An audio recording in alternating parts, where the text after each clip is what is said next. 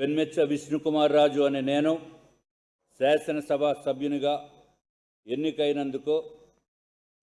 అయినందున శాసనం ద్వారా నిర్మితమైన భారత రాజ్యాంగం పట్ల నిజమైన విశ్వాసం, విధేయత చూపుతానని, భారతదేశ సార్వభౌమాధికారాన్ని, సమగ్రతను కాపాడుతానని, నేను స్వీకరించబోయే కర్తవ్యాన్ని శ్రద్ధాశక్తులతో నిర్వహిస్తానని దైవ సాక్షిగా ప్రమాణం చేస్తున్నాను.